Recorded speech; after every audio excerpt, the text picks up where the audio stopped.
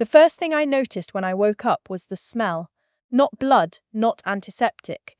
Though those were there too, it was my mother's perfume. That drugstore lavender she's worn since I was 7 years old, the one I used to make fun of in high school. I smelled it before I could open my eyes, before I understood where I was or why every breath felt like swallowing broken glass. I tried to move my fingers. They responded, barely. I tried to speak. Mom!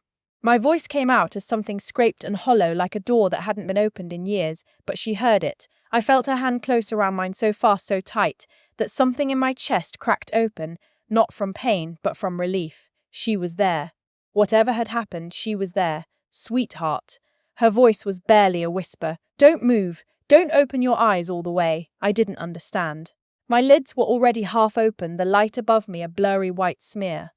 You need to listen to me. Her mouth was close to my ear now, her breath warm and urgent. His family is on their way up.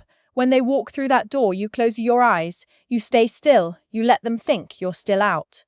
I wanted to ask why. I wanted to ask 100 things. Where was I? What happened? Where was my husband? Why was I in what was clearly a hospital bed? But something in her voice stopped me. My mother is not a dramatic person. She raised me alone after my father left when I was 9. She worked double shifts at a dental office for 6 years and never once cried in front of me. When she tells you to do something in that particular quiet, I'm not joking tone, you do it. I closed my eyes. I heard the door open less than a minute later. I had been married to my husband. I'll call him my husband because that's what he still was in those first moments, for 2 years and 4 months. His name is Colton. We met at a work conference in Austin when I was 28. I was a financial analyst for a mid-size healthcare company. He was there representing his family's commercial real estate firm, the kind of firm with its name on buildings downtown, the kind of family that got mentioned in the business section of local papers. I didn't know any of that when I met him. I just thought he was handsome and a little nervous, the way people get when they're trying to seem like they're not trying. He asked if he could sit at my table during a lunch break. I said yes. We talked for 3 hours. By the end of the conference, he had my number. By the end of the month, we had plans to meet in Nashville. I want to be clear about something because I've turned it over in my head so many times since then. I wasn't naive. I had a master's degree in finance. I'd spent 4 years analyzing risk for a living. I knew how to read a balance sheet, how to spot a liability buried in a footnote. But none of that training applies when you're falling in love with someone, because love isn't a spreadsheet. Love doesn't have footnotes. You see what you want to see, and what I saw was a man who called when he said he would call and remembered what I told him about my mother and brought me exactly the right book, after I mentioned I'd liked that author once, months earlier. We got engaged after 14 months. We got married in September outdoors in the Texas Hill Country. His mother wore a cream dress that was almost white, I noticed. I didn't say anything. We moved into his family's investment property, a house his parents owned and rented to us at below market rate, which I thought was generous at the time. I kept my own savings account. I kept my own 401k. What I didn't keep, what I let go of piece by piece without realizing I was letting go of anything at all, was my sense of what was mine. Because love does that. It makes you want to merge. It makes separate feel like distant. The night of the accident. I know now to call it that without the accident part, but I'm getting there.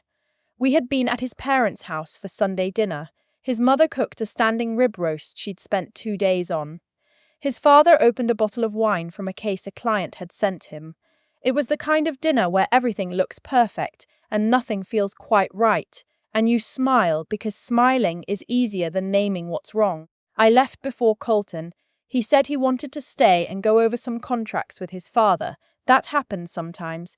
I kissed him goodbye, thanked his mother for dinner, and drove home alone on the county road that cuts between their property and ours. The road is dark and it's narrow. I drive it dozens of times a year. I know every curve. I don't remember the impact. I remember headlights too bright and too close, filling my windshield from the left side. I remember the sound, not a crash sound the way they do it in movies, but something lower, more physical, more like the whole world just lurched sideways. And then nothing, just the smell of lavender and my mother's hand. I kept my eyes closed. His parents came in first. I could tell by the footsteps. His father's heavy and deliberate, his mother's quicker, the sound of her heels clipping the linoleum. Then a third person I didn't recognize at first, a voice I placed as his uncle, a man named Roland who had always made me faintly uneasy at family functions, without my ever being able to say exactly why. My mother stood up from the chair beside my bed. I felt her move. "She's still unconscious," she said. "The doctor said we just have to wait." There was a brief exchange about the accident, his father expressing concern in the way men like him express concern, which is to say efficiently and without warmth. His mother asked which doctor was assigned. My mother gave a name. Then there was a silence, the kind of silence that happens when people want to have a different conversation and are waiting for permission. Roland was the one who started it. "The timing is what it is," he said low, not a whisper, just lowered, the kind of lowered that still carries across a quiet room. "We move forward now. The 60-day window in the agreement still applies regardless." Roland, his father's voice, a warning. "She's not awake, Gerald." His mother, "She's right there." The doctor said, "It could be days. We need to make decisions." I felt my own heartbeat in my temples. I kept my face still. I had to consciously remember to breathe slowly, evenly, the way a person breathes when they're not listening to their life being discussed 3 feet away from them. His father said something I couldn't fully catch, something about the property, something about a transfer. His mother said Colton's name in a way that made him sound like a project, not a person, and then Roland said 6 words that I have not forgotten in the months since, 6 words I have turned over and over until they were smooth as river stones. "She never read the clause, did she?" It wasn't even a question. Let me back up, because that sentence won't mean anything without the context. 8 weeks before our wedding, Colton had presented me with a prenuptial agreement. I'm not going to pretend I was fine with it. I wasn't. We had a real argument about it, the kind we almost never had. I felt like he was telling me he expected us to fail before we'd even started. He said his family required it for all family members, that there was precedent going back to his grandfather, that it wasn't personal. He was calm and apologetic about it. He said I could have a lawyer look it over.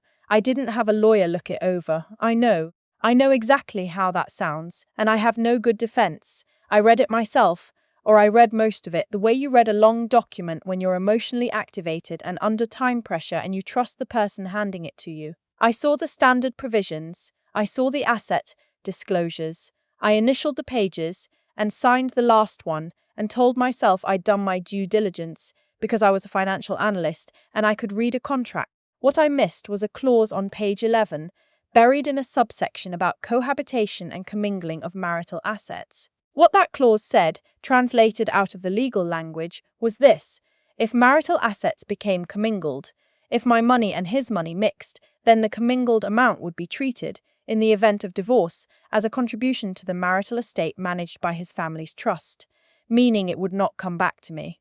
And our assets had absolutely become commingled. The joint account we opened for household expenses, the renovation I contributed to on a property that was technically still owned by his parents' trust, the savings I'd moved for ease of access when we refinanced an investment account, 2 years of small, reasonable-seeming decisions that had quietly moved a significant portion of what I'd spent 6 years building into territory that the agreement said wasn't mine anymore. Roland knew, his father knew, maybe Colton knew, and they had all waited for the 60-day window. A provision I hadn't noticed, a grace period after which the clause became irrevocable, to nearly close before they had a reason to accelerate it. The accident on the dark county road accelerated it. I don't know how long they stayed in the room after that. Time got strange. I lay there with my eyes closed and my breathing measured, and something cold settling into me that wasn't from the hospital air. It was clarity, the specific, brutal kind of clarity that comes when you stop, hoping something isn't true. My mother said nothing until they left. When the door clicked shut, she sat back down beside me and put her hand back over mine. "How much did you hear?" she said. "Enough." She made a sound. Not a word, just a small exhale that carried everything she didn't say, the worry she'd been holding, maybe for longer than just tonight. "Your phone was in your jacket pocket," she said. "It survived. It's in the drawer." I opened my eyes fully for the first time. The room was standard issue, institutional, the kind of place that's been painted eggshell white. For so long it's become a colour of its own. There was a window. It was dark outside. How long have I been here? Since about 9:30 last night, it's almost noon. I thought about what Roland had said, the 60-day window. I needed to know when that window closed. I needed to know exactly how much time I had and exactly what I was working with, and I needed to know both of those things before Colton walked through that door with whatever expression he'd prepared for the occasion. "Mom," I said, "I need you to do something for me, and I need you not to ask questions until later." She looked at me. 26 years of knowing me, and she just nodded. "I need you to go down to the nurse's station and ask them something, anything, keep them talking for 5 minutes. I need 5 minutes alone." She stood up. She straightened her jacket. She walked out. I reached into the drawer and found my phone. I called my college roommate first. Her name is Bridget. She went to law school instead of business school and ended up in family law, which I had teased her about relentlessly at the time and which I was now more grateful for than I had words for. She picked up on the second ring. I told her I was in the hospital. I told her what I'd heard. I read her the clause number and the subsection from memory. I had gone over that agreement so many times in the hours that followed, lying there in the dark, pretending to sleep, that I could recite it. Bridget was quiet for a moment. Then she said, "Send me the agreement the second you can access it, and don't sign anything. Don't respond to anything. Don't have a single financial conversation with him or anyone in his family without me on the phone. Is there anything I can do?" Another pause. "How much of what they said did you hear clearly?" "All of it." "Was your mother in the room?" "Yes." "Okay." I could hear her thinking, "You need to document everything right now while it's fresh. Every word, every name, the approximate time. Do you have something to write with?" I used the Notes app on my phone. I typed for 3 minutes straight, everything I could remember, exact words where I had them, paraphrase where I didn't, my mother's presence noted, the names, the phrase about the 60-day window, Roland's voice, his father's one-word warning. I sent it to Bridget. I put the phone back in the drawer. I closed my eyes. When Colton walked in 40 minutes later, I was the picture of a wife slowly, gently waking up. Here is what I learned about my own marriage in the weeks that followed, not from confrontation but from documentation. The accident had been reported as a hit and run. The other vehicle hadn't been identified. The county road where it happened had no traffic cameras. Colton had been at his parents' house when it occurred with witnesses. The prenuptial agreement had been drafted by a firm his family had used for 30 years. The clause about commingling had language nearly identical to agreements used in 2 previous family divorces, both of which had resulted in former spouses walking away with less than they were legally entitled to. Bridget found this out through public records, through the kind of patient, methodical research that I had not done before I signed my name. The 60-day window closed on a Thursday. I was back in my office by then, working from a laptop at a desk I'd borrowed from my company's conference room, staying with my mother because the house we'd shared suddenly felt like a place that had never quite been mine. Colton called every day. He sounded worried. He sounded like a husband whose wife had been in an accident and was still recovering and was being perhaps unfairly distant. He was very good at it. I had given Bridget access to every financial document I could legally access, my own accounts, my own records, the paper trail of every transfer. What she found wasn't evidence of a crime, not provably, not yet, but it was evidence of a pattern. Decisions steered carefully in one direction over 2 years, suggestions that had seemed small and practical at the time, the joint account, the renovation contribution, the refinancing. What it added up to, Bridget said, was a situation that a family with the right lawyers and a signed agreement could use to walk away with a very large piece of my financial life. What it also added up to, she said, was something a different set of lawyers could contest. I asked Colton to meet me at a coffee shop in our neighborhood on a Saturday morning. Neutral territory. I got there first and took a table in the back. He came in looking like himself. That's the thing I remember most clearly. He looked exactly like the man I had married. He had on the navy fleece I'd given him for Christmas 2 years ago. He looked relieved when he saw me, or he did a convincing impression of relief, and I watched him walk across the coffee shop toward me, and I thought, I will never fully know how much of this was real. I don't think that question ever fully goes away. I had a folder on the table, nothing dramatic, just a manila folder. He looked at it when he sat down. Something shifted in his face, almost imperceptibly. If I hadn't been watching for it, I would have missed it. I had the prenuptials agreement reviewed, I said. He said, okay, carefully. I had every financial transaction from the past 2 years reviewed. Okay, more carefully. I also had a conversation with my attorney about what I heard in the hospital room, the conversation between your father and your Uncle Roland. He went still. The kind of still that's actually the opposite of stillness, the kind that takes effort. I'm not here to fight, I said, because I wasn't. Fighting is expensive and loud, and it gives people like Roland exactly the kind of chaos they can work with. I'm here because I want you to understand what I know, and what I'm prepared to do with what I know. What I was prepared to do was file for divorce and contest the commingling clause on the grounds that it had been presented under conditions designed to limit my ability to review it, the timeline, the emotional pressure, the lack of independent counsel that Colton himself had discouraged. Gently, reasonably, in ways I could now describe with specificity to a judge. I was also prepared to provide a sworn statement from my mother about what had been said in that hospital room, along with my own contemporaneous notes, time-stamped from 20 minutes after the conversation occurred. I was also prepared to walk away quietly if the financial settlement was fair. I told him all of this. He sat with it for a long time. He turned his coffee cup in his hands. Outside the window, a Saturday morning crowd moved past on the sidewalk. People with dogs, people with strollers, people doing the ordinary things people do on ordinary Saturdays. I didn't know about the road, he said finally. I looked at him. I want you to know that. I didn't know what they were planning. I still don't know what happened that night. He stopped. But I know it wasn't random. I believed him a little. I believe that he believed it. I'm not sure the distinction matters as much as I once thought it would. The divorce took 7 months. That's fast by some measures and an eternity by others. Bridget and the attorney she referred me to contested the commingling clause aggressively, and after 4 months of back and forth, his family's lawyers settled rather than go to discovery. I got back the bulk of what I'd contributed to the marital estate, not all of it. I lost some, in fees and in time and in the particular erosion that comes from spending months of your life on something like this, but most of it. I did not get answers about the accident. The hit and run is technically still an open case. I don't know if it will ever be resolved. I try not to think about it too often, and when I do, I remind myself that not knowing isn't the same as not surviving.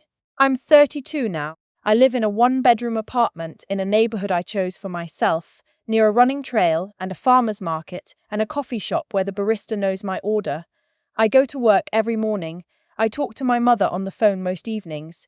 I have a rescue dog named something embarrassing that I won't put in this story. Last month, someone I've been seeing for a few months asked me if I thought I'd ever get married again. We were cooking dinner at his place, nothing serious about the moment, just a question that floated up out of an ordinary conversation. I told him the truth. I don't know yet. What I do know is that I will read every page of every document. I will hire my own attorney. I will not confuse someone's confidence with trustworthiness, or someone's family's wealth with their character, or my own love for someone with safety. I know those things now the way you only know things you learned in the most expensive possible classroom. And I know something else too. Something small, maybe, but mine. When I drove home from that coffee shop after meeting Colton, when the conversation was done and the folder was closed, and the thing was finally, irrevocably over, I took the long way. Not the county road, a different route, wider, better lit, with a view of the hills turning gold in the early evening. I turned the radio up loud. I kept both hands on the wheel, and for the first time in longer than I could account for, I felt like the road ahead of me was actually mine to drive.